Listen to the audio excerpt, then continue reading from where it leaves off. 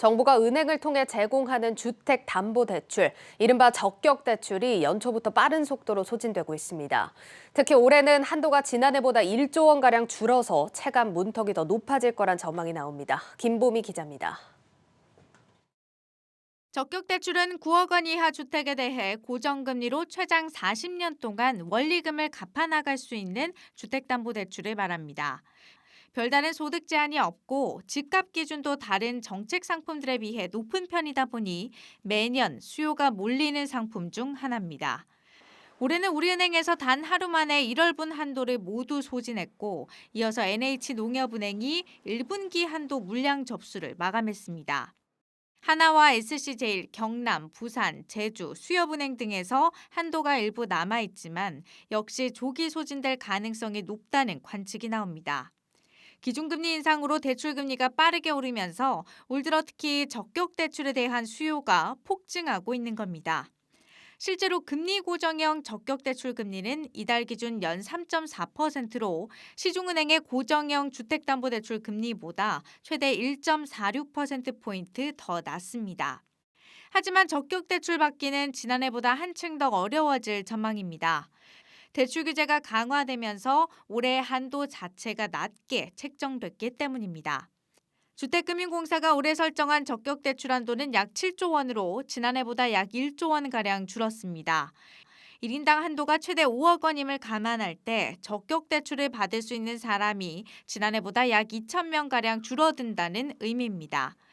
여기에 올해부터 분기별로 대출 총량을 관리하는 점도 문턱을 높이는 요인 중 하나로 꼽힙니다.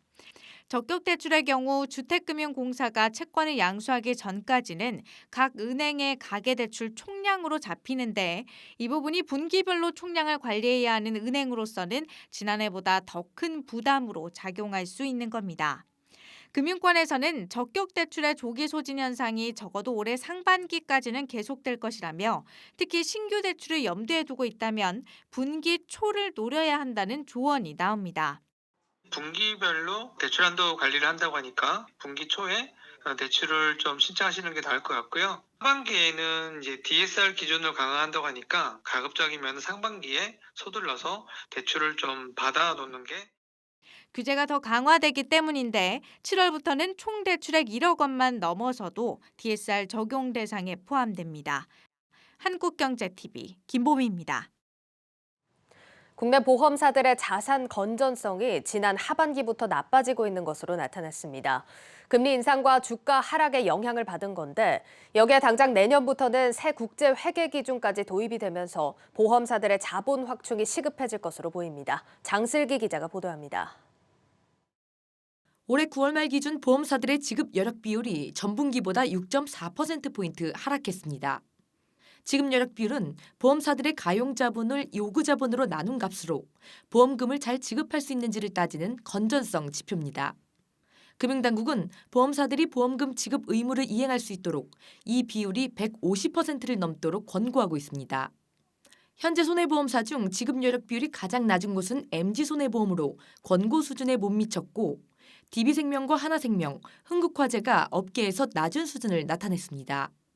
대형사인 삼성과 하나, 교보생명은 높은 수준을 유지하고 있지만 이들 보험사 모두 전분기보다 지급 여력 비율이 하락했습니다. 금융감독원은 최근 금리 인상에 따라 국고채 10년물 금리가 상승하고 주가마저 하락하면서 보험사들의 매도 가능 증권평가 이익이 감소한 데 따른 것으로 보고 있습니다.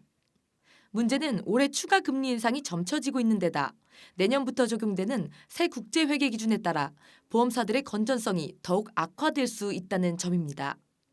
2023년 새 국제회계 기준이 적용되면 부채를 시가로 평가하게 돼 향후 보험금을 지급해야 하는 보험사들의 부채 규모는 더 늘어나게 됩니다. 이에 따라 전문가들은 올해 보험사들의 자본 확충 움직임이 더욱 확대될 것으로 전망하고 있습니다. 2023년부터는 부채 시가평가에 기반해서 IFRS 17이 도입되기 때문에 이에 맞는 자본관리를 준비해야 될 시점으로 보입니다. 그래서 신종자본증권이나 후순위채 발행뿐만 아니라 부채 공동재보험이라든가 계약 이전 같은 방법을 활용할 필요가 있고요. 금융당국도 올해 코로나19 확산과 금리 변동 상황을 모니터링해 지급 여력 비율 취약이 우려되는 보험사에 대해 선제적인 자본 확충을 유도하도록 감독한다는 방침입니다. 한국경제TV 장슬기입니다.